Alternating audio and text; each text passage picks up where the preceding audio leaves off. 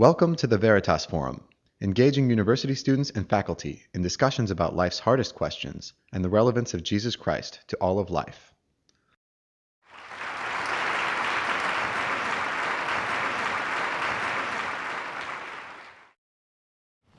Well, good afternoon to all of you. It's great to see everyone here, and I want to add my warm welcome to Professor Lennox. I'm so looking forward to this quaint Irish accent here as soon as you speak. And I understand you came from St. Louis. It must have been the only airplane they allowed out of the Midwest with the snowstorm. I think it must have been, yes. But you made it here. I'm very delighted about that. It's a privilege to have Professor Lennox here today, and it's not often perhaps that mathematicians get to hobnob with historians, and certainly the same is true. I don't get to hang out with mathematicians very often. And I'm desperately hoping that you don't ask a difficult math question here on me suddenly, because I won't be able to answer it. So Brown students have been braving the harsh weather and the storms and the snowfall over the past couple weeks, trying to collect from their peers different kinds of questions to ask you about God, life, happiness, and purpose. And indeed, there were hundreds of questions to sort through, many of them very, very good and difficult ones, and we won't have time to address them all in this presentation, at least not formally. But we've selected the most difficult of all the questions, and we've saved them to ask you here this afternoon as a way of opening up a very honest and rich conversation about these topics here at hand.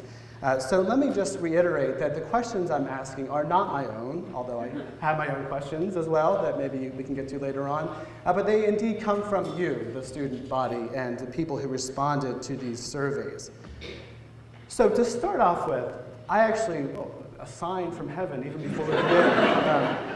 To start off with, I have a question that's enormously important that I know has been weighing on all of our minds heavily since Sunday evening. The question is this: why did Matthew Prawley have to die in Downton Abbey?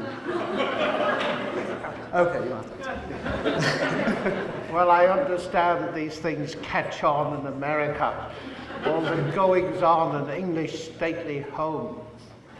But it's interesting that you ask a question like that. It's a bit like who shot JR, isn't it? So that dates me a little bit.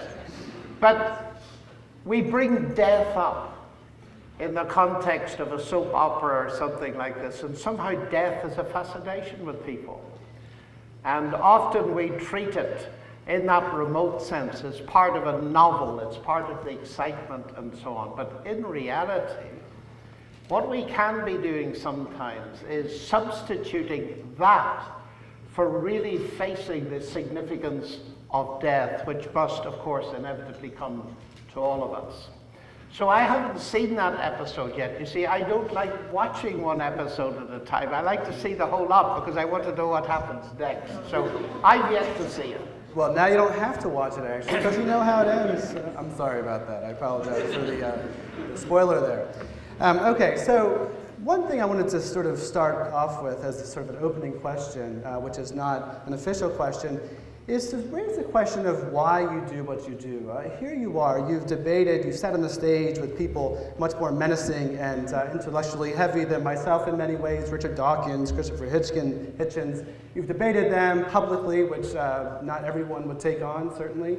And I wonder if you would just share a bit about why this has been something you've chosen to take on voluntarily. Well, I suppose it all started when I got to Cambridge in the middle of last century. The Cambridge on the other side of the pond, as you will realize. And I come from a Christian background, and my parents are Christian, and my grandparents as well. And in my first week as a student, another student said to me, "Do you believe in God?" And I said, "Oh, sorry, I forgot you're Irish. I should never have asked that question. All you Irish believe in God, and you fight about it."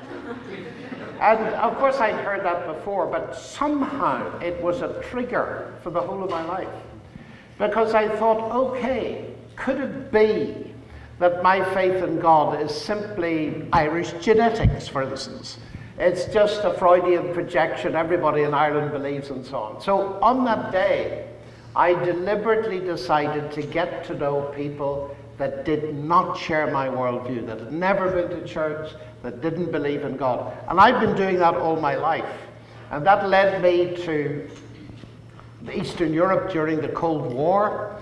And later, when the wall fell, I spent a lot of time in Russia, the Academy of Sciences, still talking to people, to the world's leading atheists now, about what makes them tick.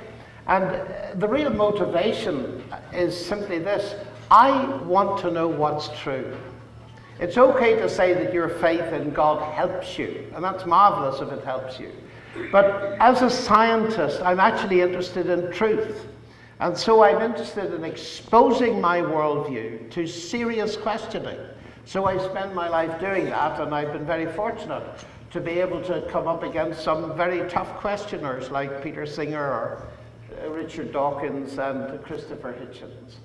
And secondly, I think this because I feel that Christianity has been downgraded intellectually in many people's minds. The default position in the academy in the Western world, at least, is naturalism, and people assume that naturalism is true. I challenge that, and therefore, as an academic, as a scientist, as a professor of mathematics at Oxford, I want to step into the arena and say, just a moment, there is a rational alternative to this naturalism. And so I have sufficient confidence in people's ability to distinguish and judge. Let's have a public debate and let the people judge. And that is, by the way, why I'm greatly honored to be at this very famous university and delighted to see that you believe in having this kind of a dialogue. It's so important to students particularly that we're exposed to different worldviews. Thank you. I'm going to bank on the dialogue versus debate framing that you just gave. So in that spirit, the first question that does come from the students here has to do with American history, which is something that I love and know a bit about. The question is this: the Declaration of Independence famously describes our inalienable rights as life, liberty, and the pursuit of happiness, which, by the way, I saw is also in the Rock lobby. It's a John D. Rockefeller quote that he also quotes us as well. For all of you who love the Rock, nobody. As a non-American then, how do you think about happiness? How much should we invest in the pursuit of happiness? Happiness is, of course, like many of these terms, is difficult to define, and it's part of a whole spectrum of notions like joy, like flourishing, like fulfillment. Now, from where I sit, every man and woman is a person made in the image of God, and therefore having infinite dignity and worth and great potential.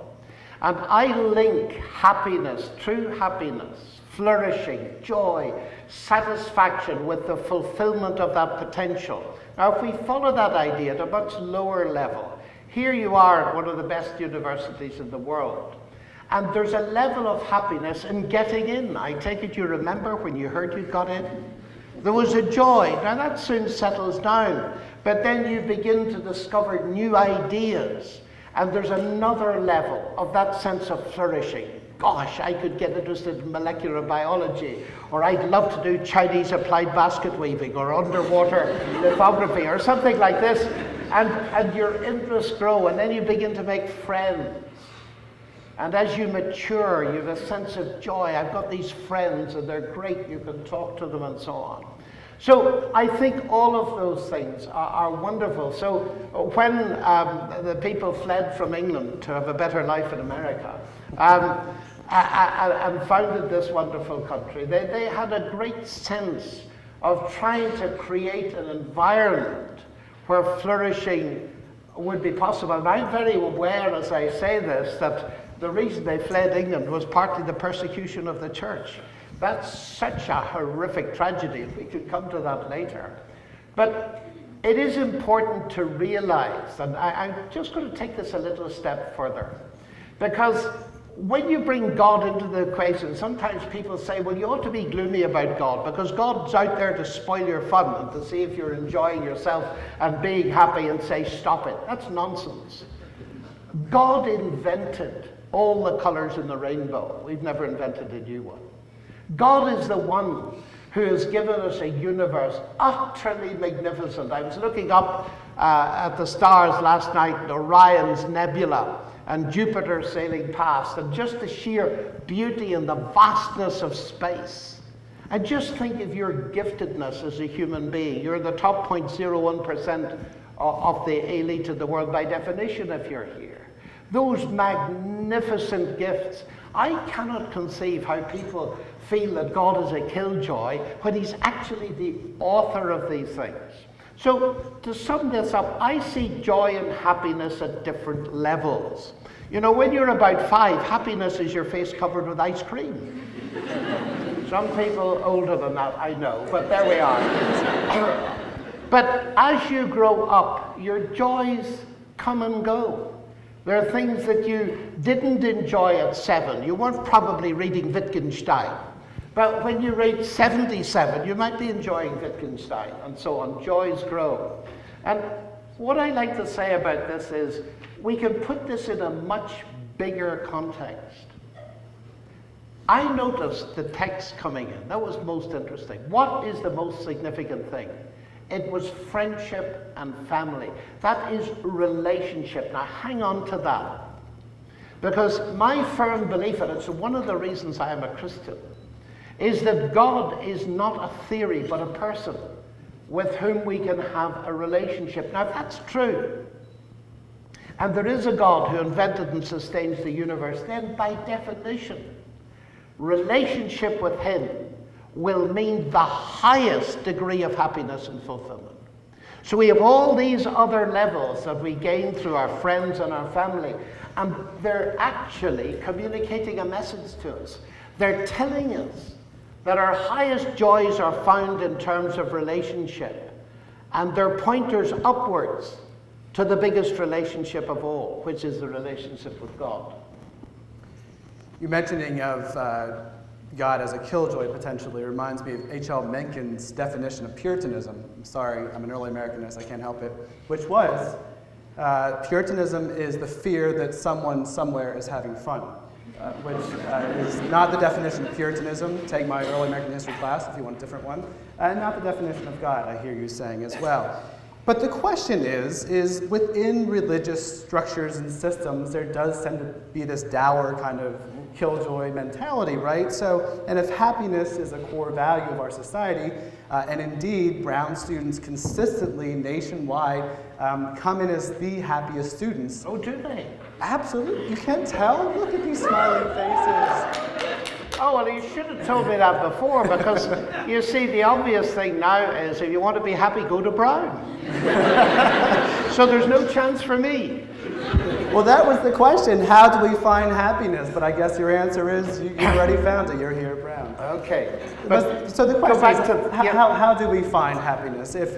And I hear you saying it's through relationships and ultimately through a relationship with the divine. Yes. Is the pinnacle of that. Are there other ways that even non-believers could pursue happiness that would be equally as satisfying? Is the pursuit of happiness limited to the Christian tradition? Oh, not at all.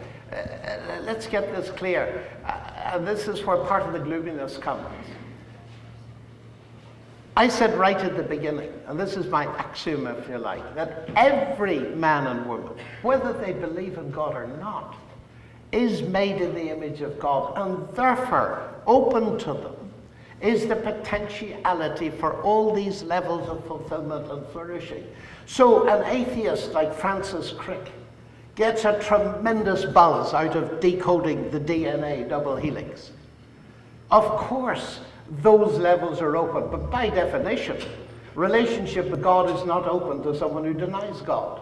And all I'm saying is this: there's more to it than the naturalistic or atheistic worldview gives. Now that's very different from the normal take. I see Christianity as a much bigger picture, giving me a bigger universe. I mean, it's pretty obvious, isn't it? Because naturalism tells me that death is the end. So being nearly 70, I'm nearly at the end on average. And that's all there is. What a tiny universe materialism or naturalism gives you. Whereas the Christian faith teaches me that death isn't the end, that Jesus rose from the dead, that there's hope that spins off into the future. And that adds an enormous dimension to that sense of happiness, because as people get older, they see the end coming near, even if it's in Downton Abbey. as they see the end coming nearer. A friend of mine did epidemiological research on this, on old people, and he said it was very interesting. He discovered quite by accident, then he made it an object of research, that people that had no faith in God, their event horizon collapsed very rapidly towards the end. They were living for the day, the hour, or the month. But he said what astonished him was, by and large, people who believed in God, it was opening up. They were looking forward, not to the process of dying, but to the fact that death was not the end, and there was an eternity to be with God. That he found a very interesting thing, just as an established fact. So we can all flourish at some level or other. The atheist, as much as the Christian, can enjoy a NASCAR race, especially with a woman driver, probably. No, you don't follow NASCAR, obviously, nor do I. Wrong crowd, I think, probably. So let me just step back a minute in terms of this idea of the meaning of life. So you were saying that actually a Christian worldview expands the possibility for meaning, not only in this life, but also beyond, which it leads into another question that people ask, which gets at the heart of this question of meaning. So demographers tell us that human life expectancy is at an all-time high on this planet, at around 80 years. You said 70, I think. Oh, you're giving me 10, thank you. Around 80 years in the United States, at least. And it's slightly higher in the UK. I'm not sure why that's the case. Perhaps you can address that in your response. But living longer doesn't actually solve the basic problems that have haunted, or the basic questions that have haunted human beings from the beginning of time. It actually maybe exacerbates them because you have longer to think about these questions. Questions like, why are we here? What is our purpose? And I'm curious what your response is to some of these questions. You've addressed a little bit, but if you could flesh some of that out, it'd be helpful.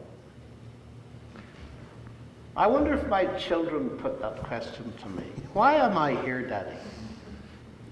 And I've often wondered, what would I say to them? Well, I know because I've had the question and I have answered it. Do you know what I told them? Because I wanted you to be. And one of the biggest things for me is this. If you ask that question as bluntly as that, why are you here? I can't get behind this, that God wanted me to be. Now, somebody wanting you is a wonderful thing in life. C.S. Lewis wrote a brilliant article called The Inner Ring. And we all feel this. We come across a ring of people and we're on the outside. And we feel unwanted. And all of us have had this experience. It's a terrible experience. Kids have it, grown-ups have it, and so on. And when you come to the raw question of existence, and I've asked myself this question so many times, until I came across this magnificent statement. It's in the book of Revelation, which is at the end of the Bible, and it's full of the most magnificent descriptions of beauty and sound and music and vibrant with life. And at one point, the whole universe is praising God as creator. And it goes like this. We praise you, our God, because of your will, they were and were created. Put that into contemporary English, it's saying this. That ultimately, I exist because God, the God of the universe, wanted me to be. And that gives me infinite significance. And I see all of purpose at all the other levels flowing from that. Now, that might not be the kind of answer you were thinking of, but it seems to me you can't get behind that, you see. Why would God want me to be? Well, if you look at me, you'd wonder, wouldn't you? I mean... I wasn't going to say anything. I say, yes, of course you weren't, but it is true. And it's so encouraging. Look at me, I'm not perfect. I have all kinds of hang-ups and so on. What a terrific relief it is to discover that there's someone in the universe that wanted you to exist and accept you as you are. If you find a friend like that at Brown University, you've found a friend for life. Someone who accepts you as you are. I believe that occurs at the higher level. It's only the start of the Christian faith. It's not the end. But to my mind, it's one of the most significantly meaningful things that I've got. I'd rather have that than anything else, all the degrees they've got and all that kind of stuff. I'd much rather have that friendship at the highest level of a friend that actually wants me to exist. Of course, that raises a lot of questions. So you're saying you disagree with Calvin in the Calvin and Hobbes comic strip at the beginning there, that Calvin says, I am here so everyone can do what I want. This notion of contemporary selfishness is not the point, right? The purpose, as you're saying, is beyond yourself, beyond your own even intellect and experience in terms of God desiring you to be here for a specific purpose. But what is that purpose? I think that's the core of the question. Well, it relates to the survey as well, where people were asked objective, subjective, and so on. And of course, logically, Calvin Hobbes' view is possible. It's a fairly desperate one, and it leads to an enormous lot of narcissism and self-destruction and everything else. But again, what is the purpose? Well, I don't think there is one purpose. The great catechisms of the church, man's chief end is to glorify God. But then you say, well, what on earth do you mean by that? Well, what I mean by that is that part of the purpose for me is doing abstract pure mathematics. Now, you may find that the most boring, unhappy kind of concept you ever came across in your life, which just shows we're different. But it seems to me that we get some clues. Let me step back from this a little bit. If we want to ask ourselves, what is the purpose for humanity? Then one of the books, the great books of literature that has influenced me more than any other is the book of Genesis with which the Bible starts. Because it fascinatingly gives us, a very compressed but extremely profound language, ideas about what human beings are and therefore what their purpose is. And let me go through it very quickly, if I may. It starts with the notion that human beings are made of the dust of the ground. That is, there's so much chemistry and physics. Now, a reductionist atheist will tell you that's all you are. You're just chemistry and physics, little elementary particles fuzzing around, and that's it. That's what Francis Crick believes. Oh no, the Bible says more. What it says is now that we are animate, we're alive. Well, we know that. Next level up, a little phrase that you might miss unless you're interested like me in literature, because literature and indeed history are immensely important disciplines. God made the trees good to look upon and good for food. How very interesting. Human beings are so much chemistry and physics. They're alive. They've got an aesthetic sense. Now you begin to see where we can flourish. The satisfaction of our aesthetic sense. Some of you are artists, some of you are musicians. I like to think of myself as a little bit of an artist in doing pure mathematics. There's another little hint. Then we discover that God puts human beings into a garden. And the idea of taming the world, because a garden is different from a desert, as you know, although if you look at my garden in Oxford, you wouldn't be so sure. But the idea of a garden is imposing a discipline on our environment and letting plants grow. That gives enormous satisfaction and a sense of purpose. But there's more. We're told that rivers went out of that garden, and if you followed them along, you would discover there's gold and there's various precious stones. What's that talking about? Curiosity, ladies and gentlemen. When you see, when I do, a railway line, where does it go? A river, where does it go? Follow it along and you will discover things. As if God, at the very beginning of this magnificent book, is beginning to tell us what it means to be human in the sense of finding fulfillment and meaning. Follow the rivers. That's what you're doing in Brown. Some of you are following the physics river. Some of you are following the history river, some literature, some languages. But you're following the river and exploring, and then you're doing something else. God started science, you know. That's why I'm a passionate scientist. God isn't anti-science. Not only is he not anti-intellectual, he's not anti-science, because, do you remember one of the first things God told humans to do? I know it's a simple story and some people trivialize it, but just take it seriously for a minute. God told human beings to name the animals. That's taxonomy. Every intellectual discipline involves names and things. You could come out with technical terms in history, couldn't you, that I wouldn't know about? And I could certainly come out with some technical terms in maths that you wouldn't have a clue about, I suspect. That's what I'm afraid of, yes. Yes, well, don't worry, I'm not going to do it. But we're all like that. We're naming things. There is immense satisfaction to be got in naming things. That's what science, that's what literature, that's what the humanities are all about. Do you see what's happening here? Instead of the Bible closing down and turning the world into a gloom, it's opening up the possibilities. So what have we got? An aesthetic sense.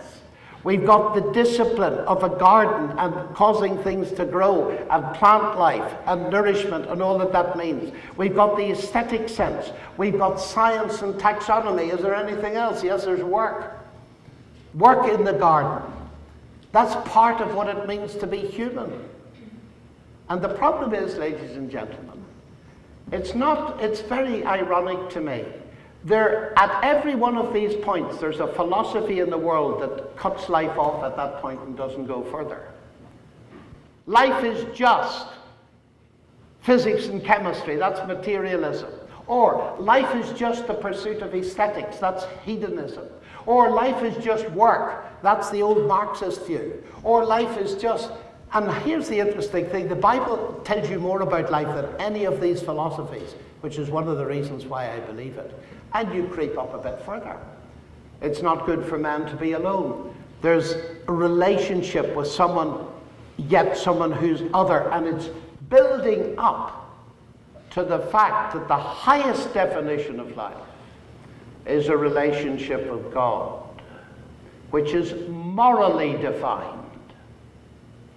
And there's another big wealth of meaning coming in, because we human beings made in the image of God are moral beings. We've got a knowledge of right and wrong. We can say yes or no. And of course, that capacity is the capacity that is at the back of the fact that we're capable of loving one another. So sorry to go on about that, but it seems to me to be important because we've got such a wealth of pressure from the other side, saying that anything with God in it cuts you down. In fact, it does the exact opposite. Which is interesting, because don't you think, though, that there's a bit of a presumption from a Christian perspective in saying that only through a relationship with God can someone find ultimate purpose and ultimate satisfaction? Or to say it slightly differently, do we really need religion, or specifically Christianity, to answer the questions about ultimate meaning and purpose? I mean, can't people be fulfilled and be good at what they do without God in that equation? I mean, here at Brown, the majority from the polls that I saw would come in either as atheists or agnostic about the existence of God, and yet I'm sure everyone in the room here feels like they live a meaningful, fulfilled life at some level in terms of relationships without that framework. So how do you make that kind of reconciliation? Very easily, because I said it already, actually. Fulfillment, as I see it, occurs at different levels. Now, for my atheist friends, and I have many of them, they reject God, so that level is not there by definition. So, I mean, they can't blame me for claiming that there's a level higher. The question of whether that level exists, that which I regard as the highest level, is not a matter of presumption, provided you've got evidence to back it up. It could be a matter of presumption in the other way. I can take exactly the same view of atheism and say, what presumption to believe there isn't a God when there's evidence of God all over the place?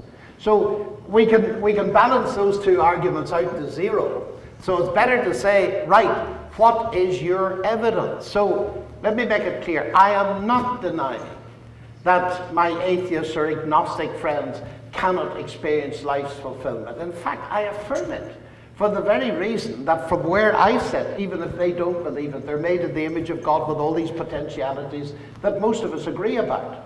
I mean, the things I went through, there's not an atheist that wouldn't agree with practically all of them, except the relationship with God. So your point about presumption is well taken, in the sense that as a scientist, it's not enough for me to simply assert it and say, there it is, the Bible says it, so it must be true. I don't take that naive view.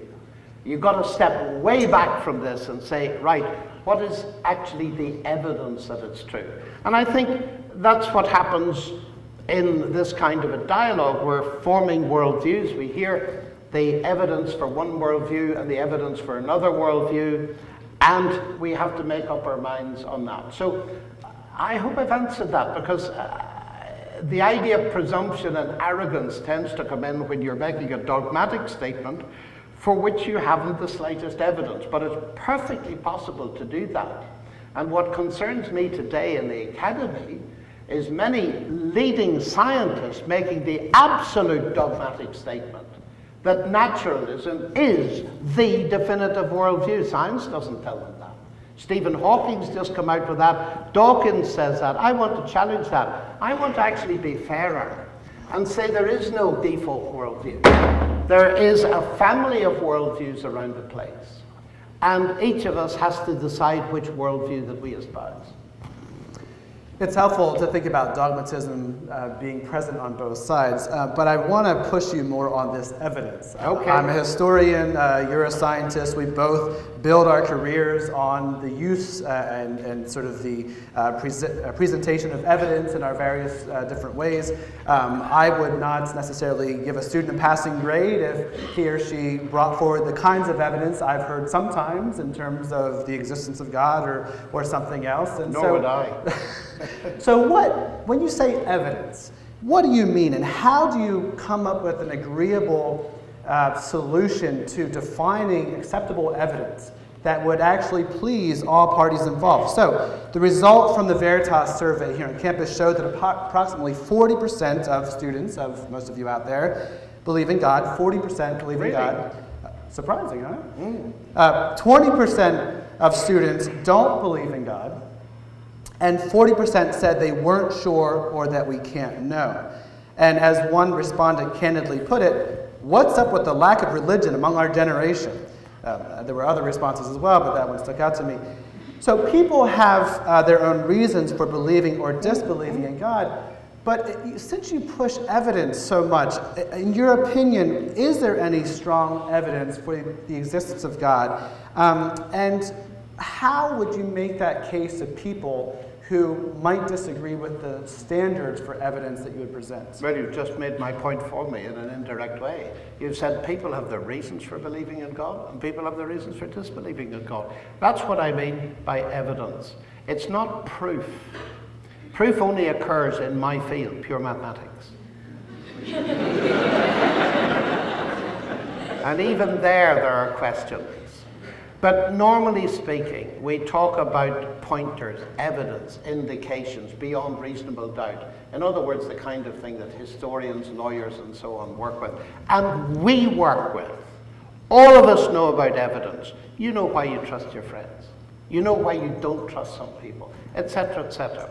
Now, it seems to me that this is a perfectly legitimate question to ask. All of us have our reasons. What are these reasons? And you asked me, what are my reasons? Well, let me give very briefly. There are two kinds. There are what I call the objective reasons that are out there, independent of me. And then there are the subjective reasons to do with my own experience and my own inner life.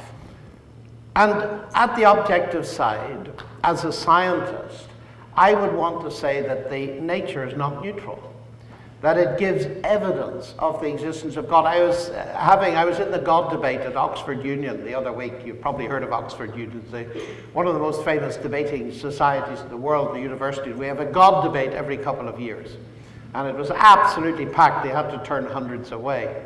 And we were debating this whole question of God and evidence. And there was a professor of philosophy there who was an atheist. And he wrote to me before the debate. He said, "You seem to be a reasonable kind of person interested in rational argument. Can you come to a dinner with 50 of my students and we're going to grill you?" Which is very nice. It's nice to be grilled for dinner. So I went and we were talking, and it was most interesting because in the middle of it, I said to Peter, this is the atheist professor of philosophy, if you were to make my case, what would you say? Oh, he said, instantly what I'd say is you've got a strong case in the fine-tuning of the universe. He said, we've got to face the fact, as intellectuals, that the universe out there, revealed to us by physics and cosmology, has got this remarkable property of being fine-tuned, the constants of nature and so on. The precision is staggering. And he said, if I were you, I'd start there. So I said, fine, I'll start there. So it seems to me, ladies and gentlemen, that there's a start. But it's bigger than that. There's a fascinating book that's just come out by one of America's leading philosophers, who's an atheist. His name is Thomas Nagel. And he's written a book with the astonishingly provocative title, just listen to it, Mind and Cosmos, Why the Neo-Darwinian Account is Almost Certainly False. Now, if ever there was calculated to be a title to get people thinking, it's that. Now, the very interesting thing is this, that one of my major reasons, evidences for believing in God, is the fact that science can be done. Can I explain that? I would like you to. Yeah. You see, what do I do science with? My mind. What is my mind? Well, my atheist friends tell me my mind is the brain. So what's the brain? Well, it's the end product of a mindless, unguided process. Oh, really? If you thought that your Apple computer was the end product of a mindless, unguided process, would you use it? Of course not. And this has commonly been known as Darwin's doubt. And philosophers like Alvin Plantinga and now Nagel are raising this in a big way. If naturalism is true, that is, it reduces everything to physics and chemistry and the laws of nature wherever they came from, then what it does logically is to undermine the rationality you need to believe in that particular view, let alone to do science. So it seems to me that naturalism in its extreme form doesn't shoot itself in the foot, it shoots itself in the brain. Now, to confirm that historically, and you may want to comment on this, but it has fascinated me that modern science exploded in the 16th, 17th centuries with Kepler, Galileo, Newton, and so on, all believers in God. And that's something that philosophers and historians of science have taken very seriously. And C.S. Lewis, summarizing Alfred North Whitehead, once put it this way: men became scientific because they expected law in nature, and they expected law in nature because they believed in the lawgiver. In other words, ladies and gentlemen, one of the reasons why I'm not ashamed of being a Christian and a scientist is that arguably, with some nuances, it was Christianity gave me my subject. In other words, far from belief in God hindering science, it was the motor that drove it. Now that's what I mean by a kind of objective evidence. Now, of course, I would want to come on the other side, because I'm sitting here not simply as a theist who believes in an intelligence out there. I'm a Christian theist. So part of the evidence now comes straight back to your discipline, because we're not now talking about the rational structure of the universe. We're talking about the intelligibility of history and things that happened within history. And that is one of the obvious things about Christianity. It claims to be geared into history. Jesus is a person who existed. He made various claims. And so then I would want to come in on a whole lot of evidences, which is why I'm delighted to be sitting with a historian, because when I was at Cambridge, you know, one of the things that helped me enormously was listening to a distinguished historian analyze the evidence for the resurrection of Jesus from a purely historical perspective. I find that intellectually absolutely mind-blowing. So I would want to come in there, and then when I come in there, I would want to say, okay, these are massive claims. Jesus claims to be God incarnate. He claims to bring forgiveness. He claims to bring new life. Does it work? And then I become very subjective. You can't see inside me. And all I would have to say there is, over my entire life, increasingly, I find it works. So all of those add together as what I would call cumulative evidence for the truth of the Christian faith. And I put it out there, and other people put out their reasons, and we decide. The subjective turn is intriguing, and we don't have time to go into it, so I'm just going to mention it and then run away. But if that is one of the criteria, then people would respond, I'm sure, judging from the responses from the survey, that is present in every world religious tradition, that people would say that internally there's an effectiveness to ritual and belief and practice. So just to, again, put it there and then move on. But that's why you need the question objective. 6. No, that is precisely why you need the objective side. Right. I can have all kinds of feelings. I can be sitting on the beach. Is there a beach around here somewhere? Probably. I'm sitting on the beach and the sun's shining and I'm feeling wonderful. You're up on a cliff. And you see that the sea surrounds me and the tide's coming in.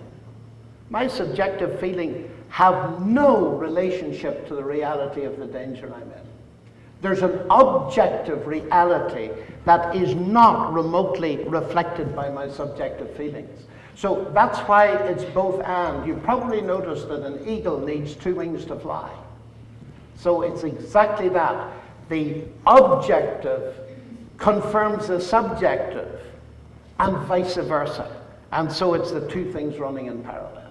Once you only have the one, it's sterile intellectualism, and the other, it can be absolute subjectivism that has got no reference to any objective reality.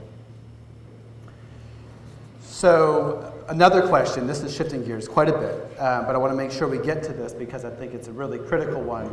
And in terms of thinking about the objections to religion and to Christianity on a global scale, one thing that comes up time and time again is the question of suffering and the presence of evil.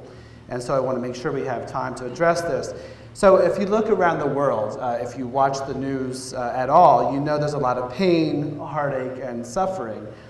And most of us here in this room likely really don't know what it means to truly suffer. I'm not talking about having to suffer in Keeney Hall as a first-year Brown student, or to make the agonizing choice between an iPad and a Kindle Fire. But something like, for example, the fact that every 5 seconds a child dies somewhere in the world from malnutrition. Or how every day thousands of young girls are forced into sex slavery and human trafficking. Or how millions of people are displaced in war-torn countries all around the world. And sometimes Christians are a part of creation of suffering historically and in the present. And you mentioned you're from Northern Ireland earlier, and this is a place where Christians have been a part of this religious strife and violence and political strife and violence. And so the question is, if there is a God, how can we account for this kind of human suffering on this scale throughout human history? How and why would a good God permit this kind of suffering? Well, this is the hardest question any of us face. By far the hardest I face.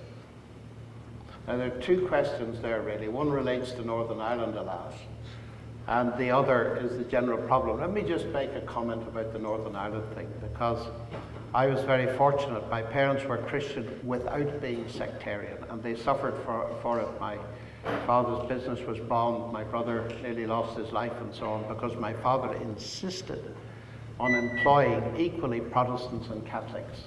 Very difficult thing to do. And so I didn't grow up with all this sectarianism. So, but I understand the point. I mean, I've seen sectarian violence firsthand. And so, very briefly, my reaction to it is I'm ashamed of it. Utterly ashamed of it. As a Christian. And I want to tell you why. I'm ashamed of it that the name of Jesus has ever been associated with an AK-47 or a bomb. Because he told his disciples not to use violence to promote his kingdom. And the utter irony of this story is, historically, that Jesus was put on trial, accused of stirring up political violence. In other words, the very accusation that is made in the question, and by people like Christopher Hitchens, and I understand the thing perfectly, and understand what's behind it. It's exactly what Christ was accused of. And not going into the history in detail, he was declared to be innocent of it. And the important thing to realize is that he was declared to be innocent. Pilate could see he was no threat. Jesus said, yes, I'm a king, but my kingdom is not of this world. Otherwise my servants would have been fighting. And then he went on to say, to this end was I born, and to this end I came into the world, that I might bear witness to the truth. And the famous statement of Pilate, the governor, said, what is truth? Perhaps not cynically, but he certainly knew that Jesus was no threat to him. See, ladies and gentlemen, you don't use violence because the message of Christ has to do with forgiveness, peace with God. You cannot impose that kind of truth. In fact, you can't impose any kind of truth by violence. And if I may just put a little side comment in. Do you remember when the Christian disciples, 2 of them, took swords to defend Jesus, and they slashed about, and Peter wasn't very good with a sword, so he tried to hack a chap's head off and cut his ear off? Do you remember that? Well, Jesus put the ear back on. And one of the things I've observed is this, that wherever in the world people take weapons to defend Christianity, they'll cut the ears off people in more ways than one. And we've got a big job. I feel I have a big job to put the ears back on. But let me come to your question, the hard question. You know, every time I get asked this question, and it comes up all the time these days, I see a door, and over it are the words Arbeit macht frei. In German, our work will set you free. It's the Iron Gate of Auschwitz. I've been there many times during the Cold War and stood in the freezing cold of the snow, thinking of the thousands of people that died there. And I've wept every time I've been in there. And you made very rightly the point that, you know, we suffer in Brown in the first year examination or deciding between a Kindle Fire or an iPad.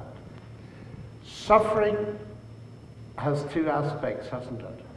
Cancer looks very different to an oncologist than it looks to the young mother who's just been told she's 6 months to live. So there's the theoretical side. Now, in an audience like this, probably most of us, as we think of this question this afternoon, are thinking of it theoretically, but I bet it's not all. And some of you are really hurting inside. And you've got this as a big existential problem. If there is a God, how can it possibly be that my mum has just been told she's got leukemia? Or that those kids die in Africa of malnutrition that could have been avoided if we hadn't been so greedy? And I want to be very sensitive to that, because many of my friends don't believe in God because of that. I understand them.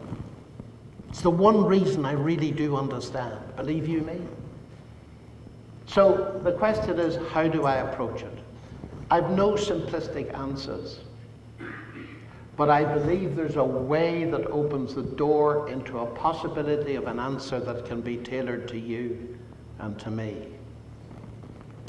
You see, ladies and gentlemen, many people tell me when they come across extreme suffering that they just give up on God. It blows the fuse. It's too extreme. Forget it. God doesn't exist. Many of my colleagues at Oxford will say, John, okay, there might be some intelligence out there, but don't talk to me about a personal God. Don't insult me.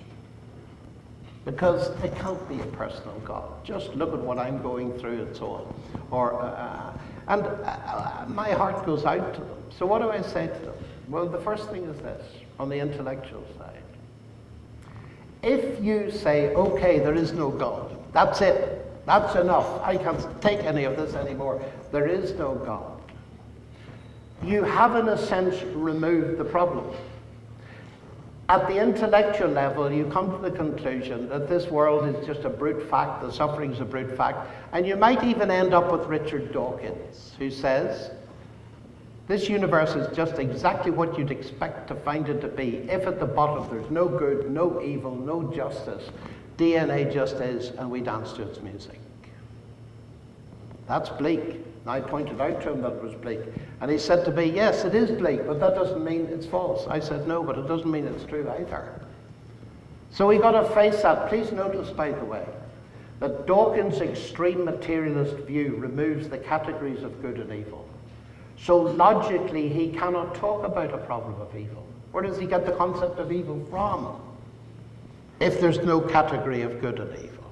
Now, of course, he is a moral being, whether he believes in God or not, and that's where he's got the categories from, so he has every right to apply them. I do notice that what atheism does not do is solve the suffering. It's still there. And it can make it 10,000 times worse. Because what atheism does, and it may be true at this point in the argument, it leaves people utterly without hope. And what is more, it leaves the vast majority of people who have ever lived without justice. We are so privileged here today. You mentioned the children that will die during the course of our session. The vast majority of people who have ever lived didn't get justice in this life, and if there's no other life, if death is the end, they will never get justice.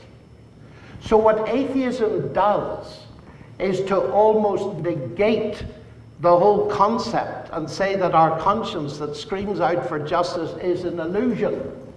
We live in a world where we get hungry, there is food. We live in a world where we get thirsty, there is drink. We live in a world where we cry out for justice, but there isn't any. Is that really true? So I come back in the circle. Hard as it all is, I now come back to bring God into the picture. Now, ladies and gentlemen, the next little step is this.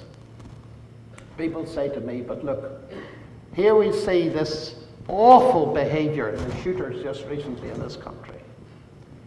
Couldn't God have made the world differently? If he's a good God and an all-powerful God, why?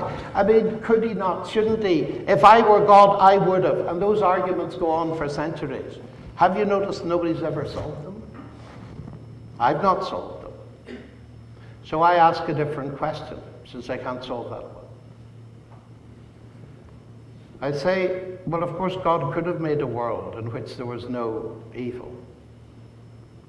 He could have made us all robots.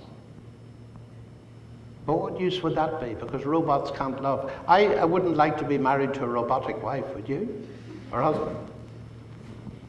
Who was programmed to kiss you when you pressed the iPad on her front that said kiss. Meaningless. God could have done it. He didn't do it. The fact is, well, I brought 3 children into the world. I took a risk, didn't I? I can remember so well holding the little girl and thinking that child could grow up to reject me. Why take the risk? Well, you know why. Because there are things like love and so on and so forth. So, granted that there's a risk, I come now to my question, and I'll stop at this point. We look round and we see a mixed picture. I'm often reminded of Coventry Cathedral. Beautiful cathedral in England that was bombed during the war. If you go to it now, you see traces of beauty and you see traces of devastation. That's exactly what you see as you look around your world today. Traces of beauty in human beings, traces of utter devastation. That's the way it is. So now comes my question, and it's simply this. Granted that that's the way it is, are there any grounds anywhere of believing that there is a God whose love and attitudes are big enough for me to trust him with those ragged edges? That's a big question, isn't it? And here's my answer to it. As I've said to many people around the world, I've said, you know, at the heart of what I believe as a Christian is that Christ was never merely a human being. He was God incarnate.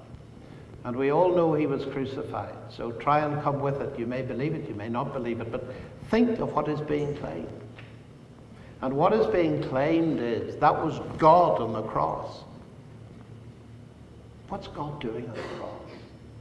Well, one thing it tells me is this, that it means that God has not remained distant from the problem of suffering, but has himself become part of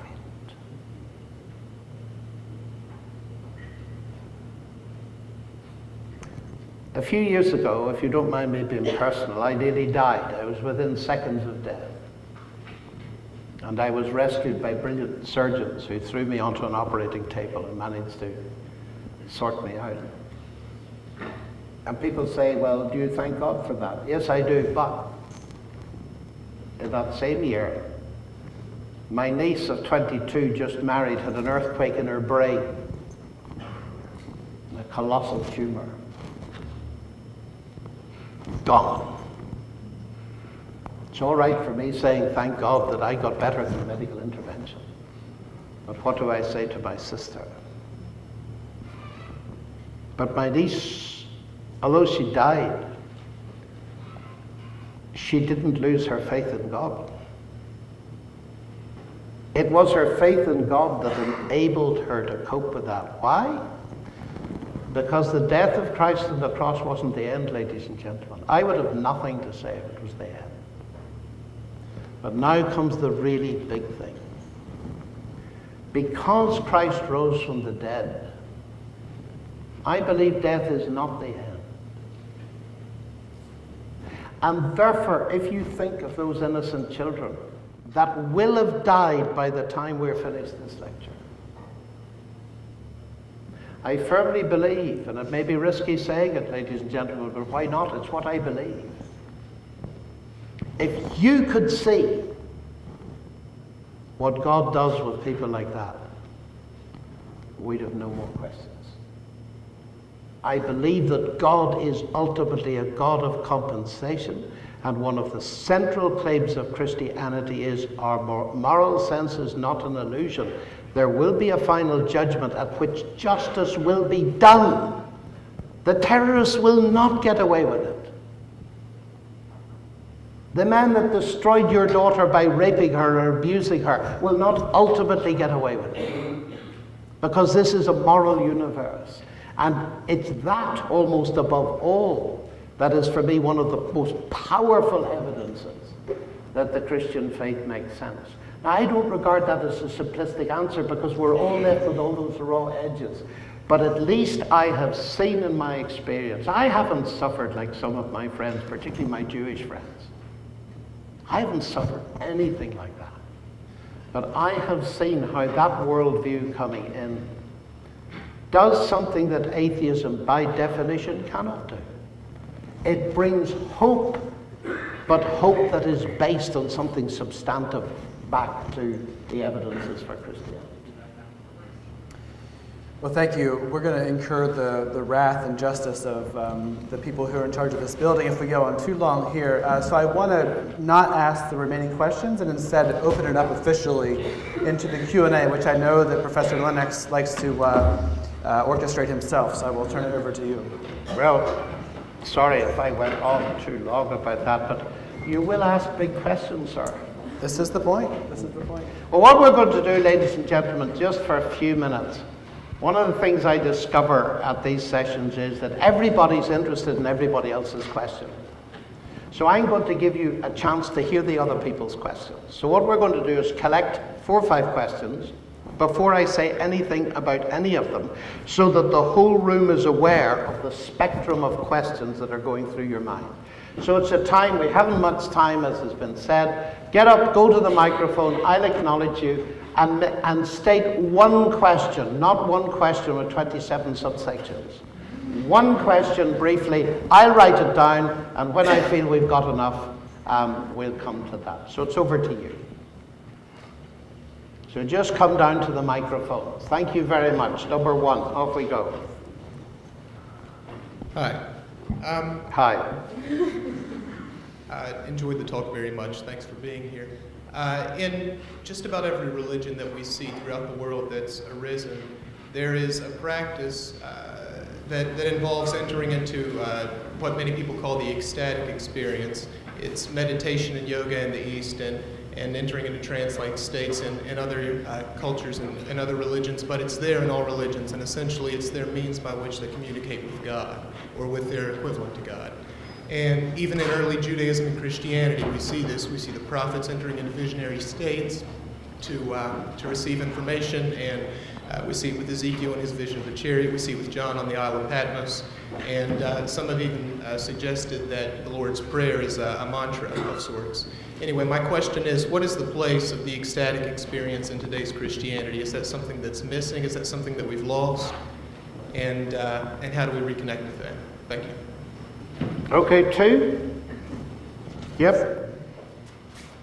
Hi, once again, thanks, sir, so much for coming and talking to us here. My question is that you were mentioning at the end of your talk about this idea of justice and this idea that there will be, that there is, that death is not the end, and that there is something that comes after that. And in addition, that whatever comes after that will somehow make up or justify some of the things that have happened, some of the suffering that has been incurred in this world. And so my question is there an implication in that statement that that the children that are going to die from malnutrition, for example, that they don't necessarily have to have known God or Jesus in order for there to be something good waiting for them afterwards? Thank you. Okay, next. Hi, thank you very much for a very interesting set of answers to these questions. My question relates to this goes back to when you were speaking about your personal background, about how you grew up in a non-sectarian background. And I simply wanted to ask, what place does organized institutional religion have within the framework of this generative and positive faith that you're an advocate of? What place does it have in my life, or what place does it have full stop? Within the place of faith in general, in God, and how to best, in the experience of God. Does it have a positive or a negative place therein? Okay. 4? So I feel like this is probably a question you get a lot, but what you've described your view of God as kind of this ultimate friend and ally and someone who gives your life meaning and wants you and thinks that you specifically have this beauty, not, necessarily, to yourself, and that there is a justice and there's life past the one, but how, that kind of sounds to me like a coping mechanism, and I feel like how do you see that as anything more than that? A coping mechanism. Yeah, does that make sense? Sort of a Freudian coping mechanism, you mean? Yeah. Like wish fulfillment, projection, that sort of stuff. Yeah, and just okay. to... Okay, yeah. I've got it. 5. Hi. So you said that you wish to pursue truth, but then you also said that a reason to believe in God is the prospect of the afterlife because it provides hope. So I just want to know, is hope relevant to truth at all? And shouldn't the basis for believing just be the search for truth? Sorry, I can't hear what you're saying. Can you come closer to the microphone? Yeah. Okay. I just wanted to know, do you think that hope is relevant to truth, or should the basis for us believing just be the search for truth? Okay, I'll take one more. One more. We're supposed to be done by now, but... Oh, right, okay, no more then. I hate to cut it off. These are all let's so stop rich. right there. Let's stop right there. Okay, these are going to be very brief answers indeed. In 3 minutes. Yes, and it's a Q&A, ladies and gentlemen. I can only suggest the beginnings of answers here. The first question was the place of ecstatic experiences and so on, whatever that should mean. And it's quite clear through history that many people claim, and indeed you get it in the Bible itself, claim very special experiences of nearness to God. And obviously that's an extremely positive thing. And the more we pray and get involved with God, clearly the more we will get to know Him, just as it is with our friends. There is another side to it, because of course, it is well known, and psychology shows it anyway, that it's very possible for us to induce experiences. And the Bible talks about those as well.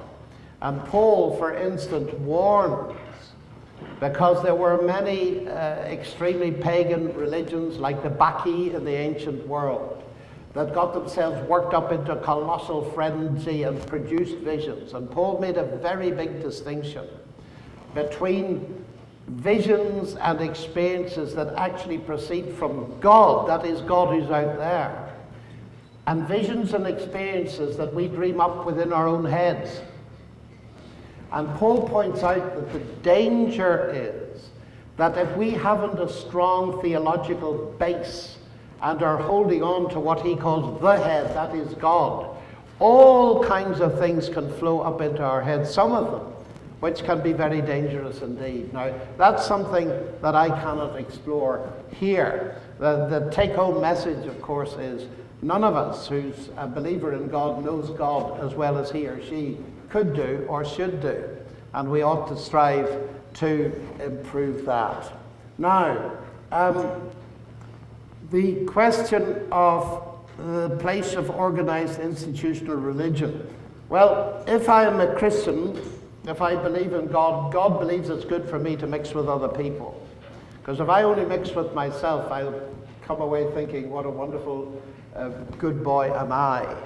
And I need other people to knock the rough corners off me. Secondly, God has designed that there's this wonderfully interesting thing.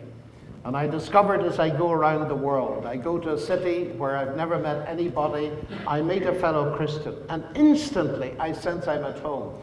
My mathematical colleagues have often remarked on it. I remember going to one obscure place and they said to me, we don't understand you at all. And I said, what's the problem? Well, they said, you come here and you've got all these friends. We've never met anybody before who's come out of the blue and has all these friends. And I was able to explain to them, this is what Christianity does. People share a common life. Now, here's the wonderful thing. We've all got different gifts and abilities, and I need what you can contribute to me. So there is a place for the institutions of organized church. But church in the Bible is not a building. It's ecclesia, it's a congregation, it's a group of people. And one of the problems with the institutions is the impression it gives that God's in a box, and you go and visit God every week, or if you're very keen, twice a week, that God's in the box. And that is a totally false idea. The relationship, the personal relationship with God is primary. Its expression within the institution is secondary. If we make the institutional thing primary, we need to beware of the impression we are given. That needs a lot of qualifying. Now, is my attitude a coping mechanism? Yes and no. A thing is not false if it enables you to cope. Neither is it true if it enables you to cope. And I think one of the best analyses of this has been done by Manfred Lutz in his book Eine kleine Geschichte des Größten, a brief history of the great one, which is still only in German. He's Germany's leading psychiatrist, and he makes this point. If there is no God, then Freud can explain brilliantly why belief in God and the resurrection and so on is a coping mechanism. If there is no God. But if there is a God, Lutz says, Freud will give you an equally brilliant explanation why atheism is a coping mechanism, to enable you to cope with the fact that you never want to meet God. And he says, on the substantive issue, whether there's a God or not, neither Freud, Jung, Frankl, or anybody else can help you. You've got to look elsewhere. And so it's very important to ask your question. That's the question I started off with, remember, in Ireland. Was it simply Irish genetics, coping mechanisms? But don't kid yourself. If a thing is true, it'll probably help you to cope. But it's not true because it helps you to cope. You've got to have stronger reasons than that for believing in its truth. Now, justice, is there an implication of what I said that children and infants don't have to know God or Jesus? Well, that's another of these big questions. I'm going to sound very dogmatic here, but it's very clear from Scripture that God will never judge a person for not knowing something they cannot know. Abraham didn't know Jesus, did he? He trusted God, and that was accounted to him for righteousness. In other words, he responded to the level of revelation of God that he had. God will be utterly fair. And God is more interested, if you don't mind me putting it crudely, he loves those children much more than I do. But we can be utterly sure that the judge of all the earth will do right. They will be saved because of Jesus, but they may never have known of him. Now, in order to theologically tease that out, I'd have to take you on a lengthy excursus, which I'm not going to do. Finally, is hope relevant to truth? Well, it is if the hope is true. And it comes back to the other question. Christianity gives me enormous hope, but that isn't enough. I want to know if that hope is based on evidence, if it's true. And I just come round in a circle. The fact that it gives hope is not evidence that it's false. But it doesn't prove that it's true. We've got to decide whether it's true on other grounds. But if it is true, then it's not surprising, since one of its central words is hope. And perhaps that's a good place to stop, because I believe that you have a motto in this university. What is the motto, sir? Well, we should all say it loudly and together perhaps, but in Deo Speramus, right? Do you know what that means? In God we hope. Well, it is clear to me, ladies and gentlemen, that if that is true in Brown, there is great hope for you. Thank you very much. Thank you. Please join me in thanking you.